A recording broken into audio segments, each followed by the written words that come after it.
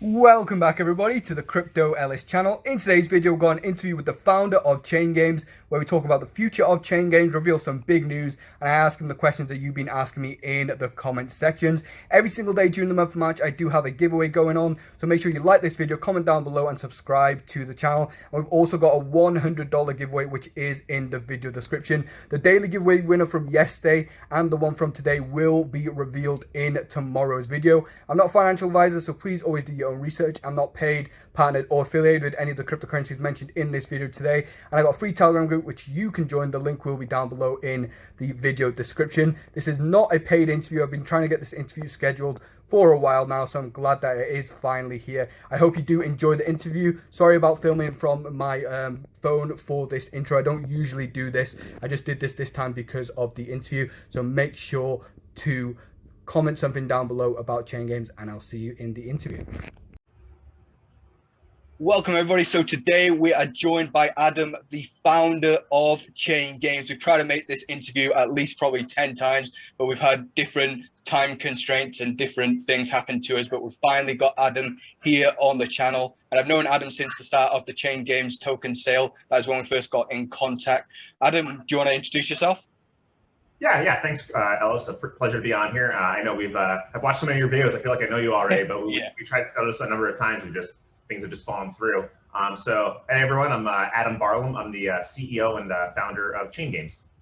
Yeah. How did you come up with Chain Games? And do you want to tell people a bit about what you did before Chain Games? Because I know you had a couple of projects going on before Chain Games, and you were a part of Trust Swap as well before you actually started making Chain Games and bringing it to life. Yeah, sure. So I've been in the blockchain industry since around 2016. I originally started researching Bitcoin in 2011, but I really didn't start doing anything from an industry perspective until 2016. In 2016, I actually had a large interest in the Steam platform, and I thought Steam was super cool. And I actually forked Steam's code and created a kind of like a Yelp or a TripAdvisor on blockchain called BravoCoin. So BravoCoin, like users would leave reviews. It's a completely free platform. It was bootstrapped by me. It was for iOS and Android. People leave reviews for restaurants, hotels, even video games. And depending upon how many likes they got on their reviews, and how much engagement they got, and it's kind of like the Steam model, that would dictate how much BravoCoin or crypto they would earn as a result. So I did that for a couple of years, and then COVID happened and kind of derailed it a little bit, since no one was really going out and going to restaurants and leaving reviews for restaurants anymore. But hopefully that will change here in the near future. And then I also, during COVID, I started creating Chain Games and Trust Swap. So Trust Swap, I'm sure your audience is very familiar with Trust Swap. You covered that before. I'm also the CTO and co-founder of Trust Swap. And actually, even prior to Trust Swap, I was already creating Chain Games. So I've had the idea for Chain Games for, a long time. I told the story on other channels before that. When I was 8 years old playing GoldenEye with my brother, my friends and his friends, we were betting baseball cards and basketball cards on who was gonna, win the match in GoldenEye. And you couldn't be odd job because I was cheating. So that was the one rule that we had. That's literally what I was about to ask next. No one was odd job. Did you get into games as a child to make you like create something like this and like betting and stuff? Oh yeah. So like I was super into video games growing up. We were always like, whenever I would go to my friend's house, we were, it was our medium of exchange, since we didn't really have that much money. We were kids. Were basketball cards and baseball cards. I was a huge sports cards collector when I was young. So we had like these massive, we're playing Mario Kart. We have these massive piles of like, LeBron James and Wayne Gretzky, all these different Michael Jordan cards, all these different cards that we had collected over the years. We would play for them. And that was like, I've always had this this inclination to games of skill and placing money on games of skill and getting some skin in the game. And then I took it as far as when I was in college. I actually looked into creating this as a centralized platform using PayPal and like traditional merchant accounts. And I got a lawyer and a legal team created. And I really wanted to dive deep into this. And it took them a couple of weeks, and they came back and they said, we don't really know if this is the best thing to do right now. This is like when Poker Stars and poker was kind of in the radars, and they were taking down a lot of poker sites, and they said maybe not the best time to do this. We don't know if PayPal's gonna work with you. We don't know if you're even do this in the United States. So I kind of like put it on the back burner. And then when 2016 came around, I really started diving deep into blockchain. I was like, wow, blockchain is the perfect medium to run this platform. I mean, it could be, it could be a trustless platform. We don't have to worry about, like issues like one of the issues with PokerStars, or it was either PokerStars or World Poker Tour. It was one of them. Basically, they were using the money that was supposed to be in escrow, and like they didn't have enough funds to pay out, however the amount of users that were on the site. Like they're supposed to have I think 200 or $300 million held in these bank accounts, and they didn't have it. They were using it for other things, and they're using customer money. Sounds a bit like BitConnect.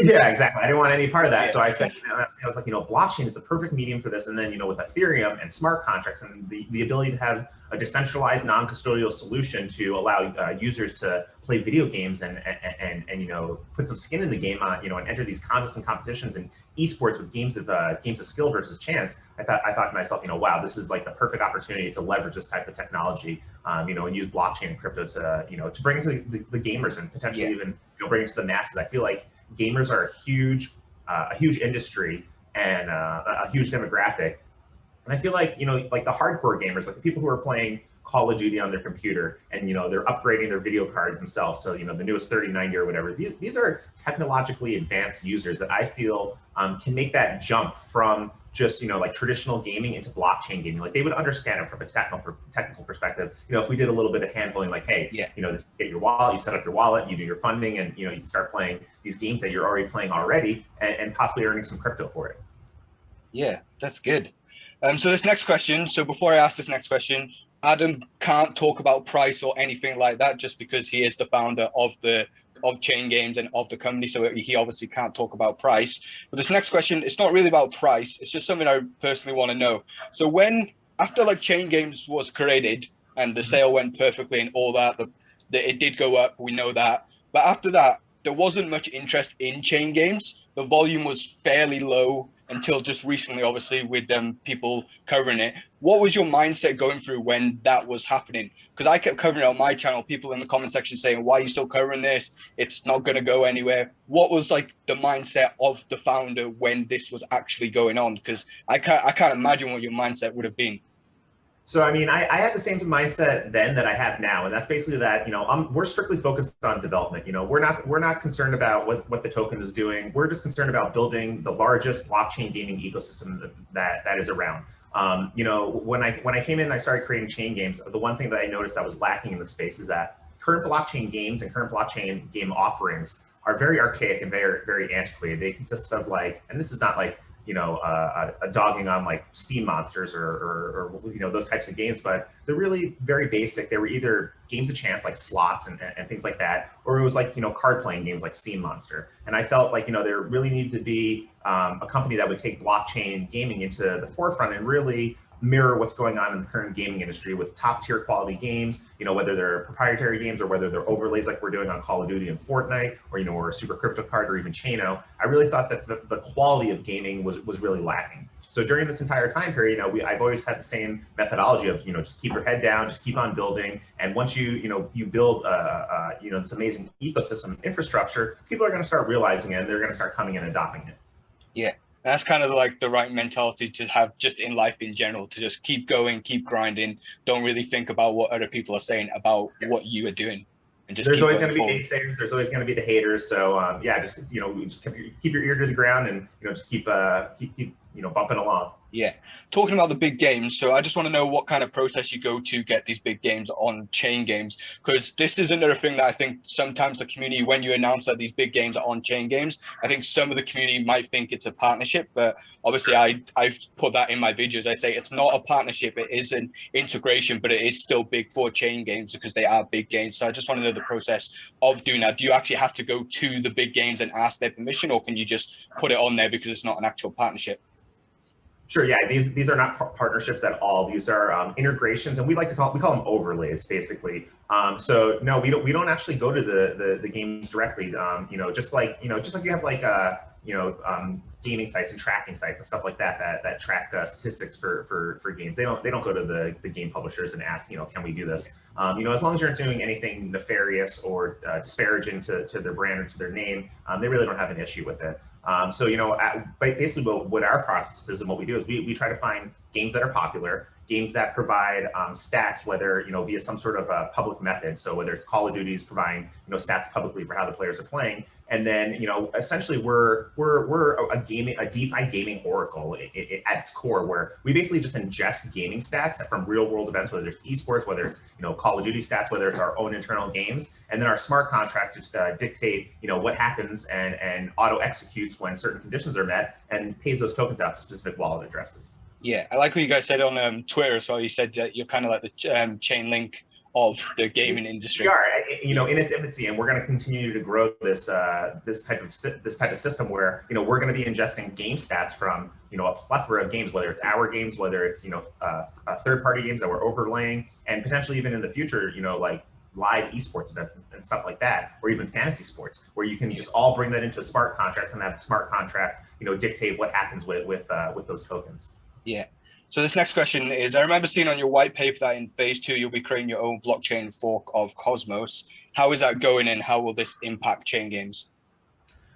So we've kind of put that on the back burner for right now. The reason why we initially were going to move over to Cosmos was due to ETH gas fees. But during the second week after we launched, we actually decided to pivot and move on to Matic as a kind of like a stopgap bridge measure. We were going to move over to Cosmos because we weren't sure how long it was going to take ETH 2.0 to actually come out. So instead, we pivoted. We went to Matic, which is now called Polygon, and that provided us with the ability to do pretty much instantaneous transactions, gasless fees. We pay gas on behalf of users on all games that occur on the network using something called EIP 712. And really, with ETH 2.0 chugging along and actually looking like it's going to come out sooner than anticipated, I don't even think we're going to go down that route. I think we're going to use the Polygon Matic network, and then as soon as ETH 2.0 is ready from a smart contract perspective, we're going to immediately transition over to that. The Ethereum developers didn't have that great of a track history in the past for pushing stuff out, in a timely fashion, and that's why we had these types of mitigation measures that we wanted to put in place. But it actually seems like they're moving pretty quickly, especially with some of the recent talk with the miners and what's going on with that, and they really want to get to ETH 2.0 out as soon as possible. So Polygon is definitely going to be our stopgap until 2.0 comes out. Yeah, and it's one of those things where if you don't need to do it, there's no point doing it. There's no point wasting time, resource, and all of that just for you to do something you don't need. Sure. What we're more interested in, instead of potentially doing something like that and creating your own blockchain, off of a fork off of Cosmos, we're more interested in offering cross-chain compatibility. So we've been looking into stuff like Binance Smart Chain and offering a cross-chain layer, basically, where users can play on BSC, they can play on ETH, they can play on Polygon, and basically try to cross-pollinate all these different blockchains. That's another question actually on the Binance Smart Chain. Someone asked, will you have like a pairing to Binance Smart Chain coin or not? Yeah, so it would like be a BNB pairing, and then we would obviously submit a pair for Pancake Swap and so on and so forth. Yeah. Okay. Cool. So what is the time frame for like other big games like the ones that you have mentioned over on Twitter? So like the FIFAs and these other big games. Because I'm a big FIFA player, so doing this on FIFA would be absolutely fantastic. So what kind of time frame are we looking at? I know you announced that there's quite a few big games, or there's like 50 games coming towards the end of the year. Is that the time frame we're looking for these games as well, or not? So basically, when we've had our heads to the ground building for these past number of months, when you didn't really hear very much going on with us, what we were doing is we were building the infrastructure and the ecosystem to basically support all these games so that we can easily overlay one after another. And we're actually even bringing on a lot more devs to decrease the time necessary to put these games on the platform. So we currently have Madden. Madden's on testnet right now. Madden is going to go to mainnet at the end of this week. That's the plan. And then basically, we believe that we could start bringing on these tier 1 games like FIFA and Fortnite and overlaying them in about 2 to 3 weeks per game, maybe even less time as we bring on more devs. But our goal is, pretty much to have like 1 to 2 major games in terms of the tier 1 games like your FIFA, your NBA, your Rocket League, Fortnite, all those. We want to have like 1 to 2 of those coming on every single month. Okay, that's good. That's really good, actually, because I would really like to get involved in the FIFA ones. So this next question is a bit.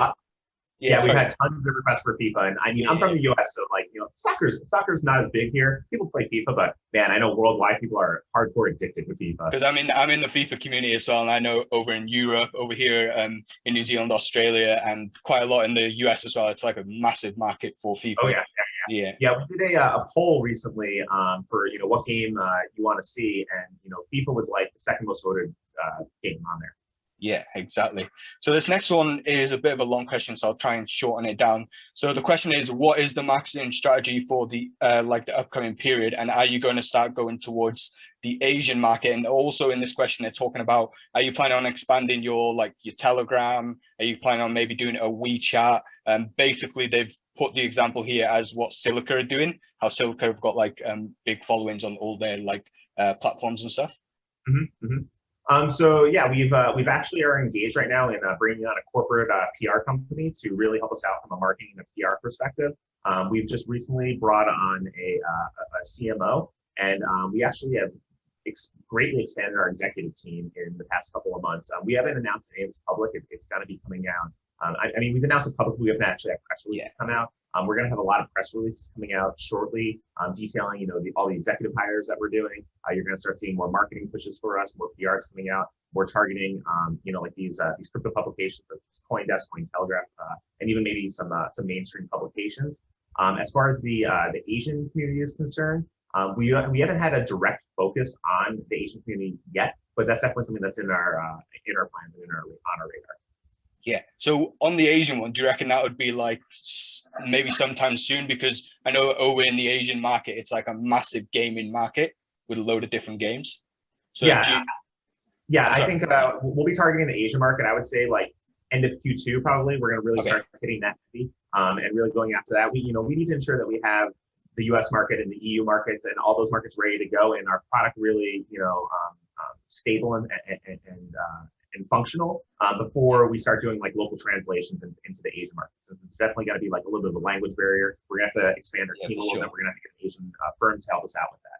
Yeah. Adding on to this a tiny bit, so is there any plans for any collaborations with other projects? It just says other projects here, but I'm assuming they mean projects in general and maybe cryptocurrency projects.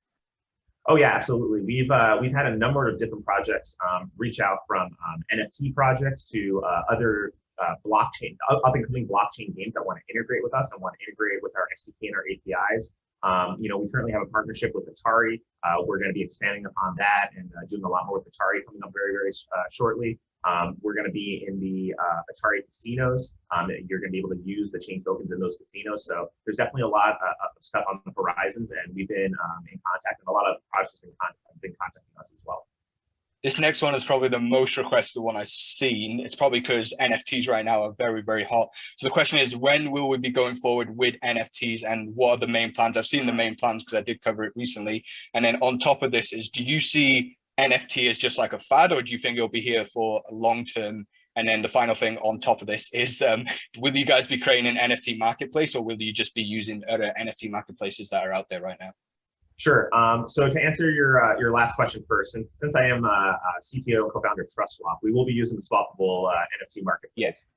I thought so. I just thought I'd ask. To distribute and issue all of our NFTs. As far as NFTs being a fad, I don't think they're a fad. I definitely think there's maybe potentially some bubbles that exist in some of the NFT markets, and I think some NFTs that are trading for ridiculous values right now probably maybe not won't be trading for those types of values in the future, like some of these basic JPEGs and stuff like that. But I still think there's a huge market for NFTs in general, whether it's artists, such as actual graphical artists or painters and stuff like that, or illustrators, and even musical artists. I think those are huge use cases, and I think you're really going to start to see the NFT community and the mainstream artists and mainstream musicians and stuff like that are really going to start to gravitate and levitate towards NFTs from that function. I also think NFTs are going to be huge in like the virtual scene. Whether you're in Decentraland or places like that, I think that's a very good use case. In terms of how we're going to use NFTs, I believe what we're doing is really groundbreaking. No one's really done it before. When I saw what you guys are doing, I thought this is super unique. Yeah, so I mean, and this is something that I think is going to be huge for the NFT industry, is that we want to have NFTs that are in game, that just like you have your Xbox Live achievements where you can earn these types of NFTs. So say you get a certain amount of kills in Call of Duty, you get like a specific type of NFT gun, or you're in Super Crypto card, you get a golden card or something like that. And basically on when you launch a game, we're going to scan your wallet and basically apply these NFTs in game. So we're going to be one of the first operators to be able to have NFTs that are actually impacting and affecting gameplay, and then the potential they could having these NFTs be cross-game compatible. So say you have like an avatar or something like that, and you have a skin, and basically that avatar, that skin can be applied to multiple different games that are all running on the Chain Games platform. And then all these NFTs is just like the regular NFT marketplace. They can be bought, they can be sold, they can be traded. I think that's going to be a huge use case that people are really overlooking, that they didn't really think of something like this, like how you can implement NFTs into games. Yeah, I think that's probably the thing I'm excited about most for Chain Games coming up. That NFT with like how, like you said, with the Xbox Live achievements, how it can work like that. It's going to be just huge, and it could bring a lot of people to Chain Games and to the games as well. Because they'll be thinking, I want to play this game, get the achievement so I can get NFTs and potentially sell them on. Absolutely. It almost reminds me of like World of Warcraft back in the day, where people would build up their characters, they get these crazy, items or whatever, and then they go and they sell that entire, that entire user account. But instead of, selling your entire user account, now you can say you get like an amulet or a sword or something like that. You can just sell that specific item, and then any user can use it in the game, or it could potentially be used across multiple games that have those same types of items.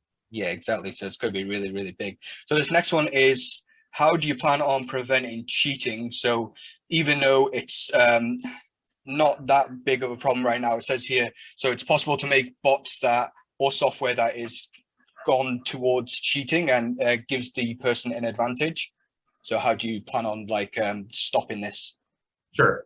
So from an overlay perspective, like Call of Duty and Fortnite and games like that, we rely first and foremost on their anti-cheating systems that they have in place. Now, granted, there's still going to be cheaters, people that come in and they try to manipulate and modify systems.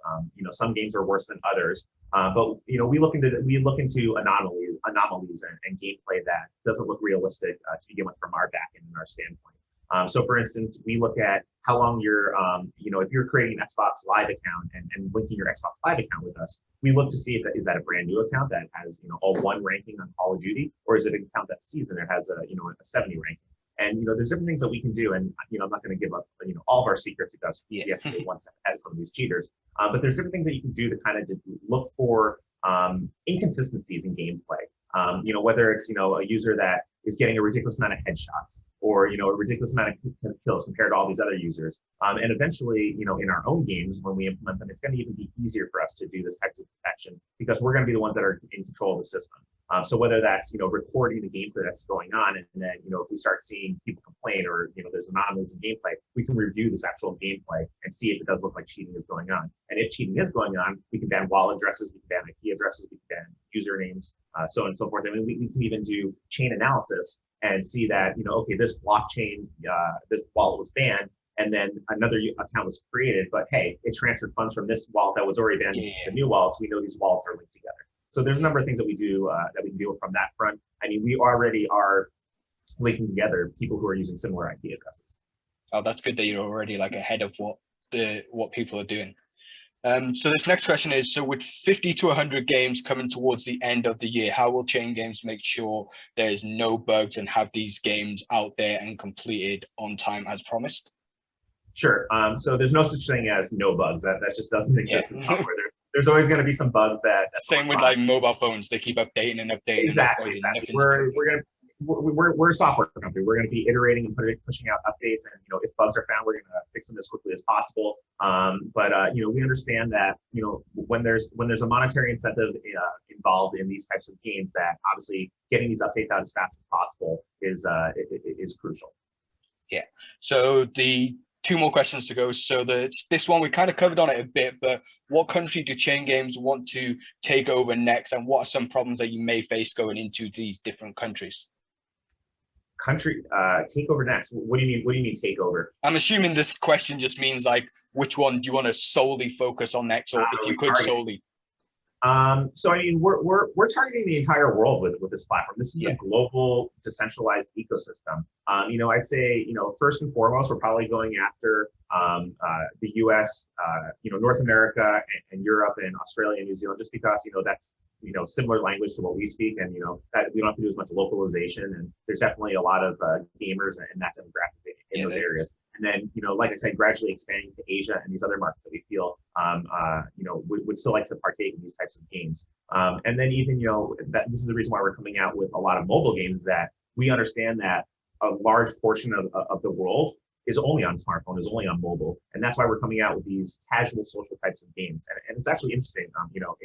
I didn't know this until I got into the gaming industry, that the most popular demographic of gamers are women over the age of 55 that are playing social casual games like Candy Crush. Yeah. Which was wild to me, but it makes sense. I mean, my mom's out there, she's playing Candy Crush. I mean, I have friends' moms that, that my grandma, they're all playing these like slots, and even though we're not gonna be doing slots, but these bubble shooters and these Candy Crush types of games, and even like solitaire, and these social casual games like Chano that we have, they're just hooked on these types of games. So we're not only gonna focus on the hardcore gamers, in that gamer demographic, but we're also going to start targeting, like this older generation. Once we add in, things like fiat on-ramps via credit card and debit card and stuff like that, we feel we can, easily, draw those types of users in as well. Yeah. It's really true what they say. You learn something new every day. I would never have known that stat unless I had you on here on the channel. Yeah, it was wild. When I heard about that, I was like, wow, really? Oh, all right. Yeah, well, exactly. You have a lot of housewives of people that are, or women that are home and, and they're gamers too, and they're playing these types of games. So the final question is probably one of the most important that a lot of people will want to know. Can you talk a bit about the PayPal gateway and what kind of time frame we have for that? Sure. So the PayPal gateway is on testnet right now. It is we're going to be incorporating not only crypto games but cash-based games as well. And then even merging the two, where you can have a crypto user play against a cash user and vice versa. The time frame involved for when that's going to be released, we don't really have an actual firm time frame yet. We're working with PayPal. We actually just had a meeting with them earlier today. But I can just tell you that it's in the works, and it's on our roadmap. Okay. So this is one of those things where you actually have to go and contact PayPal about this. So like we said before, with the other things, you didn't really have to contact the big companies, but this is one where you actually do have to contact PayPal, is it? Exactly, and there's a lot more involved when you're dealing with cash as opposed to crypto. There's different licenses involved. There's different bank accounts that are involved. So it's a lot more of an integrated setup, and a lot more that needs to be done on the back end from an insurance perspective, from a banking perspective, from a holdings perspective, to ensure that we're fully compliant when we do something like that, since we would be dealing with actual fiat currency. Yeah, so that's all the questions I had. But what are you most excited about for Chain Games within the next 12 months? And then we'll close off with that question. I would say I'm most excited about, getting all of our games rolled out as quickly as possible, and really having this entire library of, whether it's tier 1 games, whether it's games we create, or even, we haven't even really talked about this on this interview, is that we have an open DApp store that's coming out, where basically any developer, any indie developer or development studio can download our SDK and integrate with the Chain Games network, and basically publish their games onto our open DApp store. And basically what we're going to do is, the Chain token is also a governance token, and we're going to have submissions of all these brand new games, and basically users are going to be able to vote and say, hey, this game should go on. No, this game isn't that great. It's not that great quality, and where they're going to be placed on this open DApp store. So we view ourselves as kind of like an iOS, App Store or Google Play Store, but for these decentralized games of skill type of games. And the great thing about that is that you're going to be able to have developers who have games that are like premium games on Google Play or iOS, or even games that aren't on these platforms that they haven't been able to monetize, or maybe are sitting on the back burner on a shelf, that they really don't know what to do with it, and they don't know how to make money on it. And by putting in our SDK into this game, they can suddenly take a game that maybe isn't getting very many in-app purchases, and suddenly put it onto the Chain Games platform, enable it with NFTs, and enable it with esports-based contests, and suddenly they can be earning revenue off these applications, off these games. Okay, I just thought of a last question. Last question. Will you guys be going to like streamers and maybe offering them some sort of incentive to maybe play a few games with this integration? So like where they can show people what Chain Games actually is. I know Chain Games got a lot of publicity already, but this could take it to like maybe the next level and really take blockchain gaming to the normal people, if you know what I mean. Oh yeah, absolutely. We are actually actively working on that. I have a couple of people internally that are reaching out to mid-level streamers right now, and then eventually, as we get a little bit bigger, we're going to start reaching out to those higher level streamers. Like the Dr. Disrespect and the people like that. They're a little bit further down the line. We want to first party with the low and mid-level guys, get them involved, get them starting to stream, and then eventually when we get the infrastructure big enough and enough notice on us, we'll start targeting the big guys. Yeah, I've really enjoyed this chat, and I really believe that Chain Games is just going to continue to go to next level, because like I said in my last video on Chain Games, this is like really unique, and Chain Games don't really have a major competitor right now trying to do what Chain Games is doing. Have you got any final words, Adam? Yeah, just, we want Chain Games to be synonymous with blockchain gaming. When people think about blockchain and they think about gaming, we want them to think, oh, it's Chain Games. We want to model after Chain Games, or we're going to go to Chain Games and play, all these different types of titles that are on their site. And that's really our goal moving forward, is to be at the forefront and the leader in the blockchain gaming space. If you guys want to check us out, chaingames.io is our website. You can find us on Telegram. It's the name on there is Chain Games, just t.me/Chain Games, and you can get a lot more information. Or even our Twitter feed. We update that pretty regularly as well. Yeah, I was about to say that actually. Everybody check Chain Games out, and Telegram is probably the best place if you want like quick answers about Chain Games, because they've got a load of mods in there that really do like to help out as well. Adam, thank you very much for coming onto the channel, and hopefully we'll get you on again very, very soon. Maybe not as long of a wait this time. Thanks, Ellis. It was a pleasure. I appreciate it. Thank you, everybody, for viewing. Don't forget to like this video, comment down below something about the video, and subscribe to the channel. And I'll see you in the next video. See you later, guys. Bye.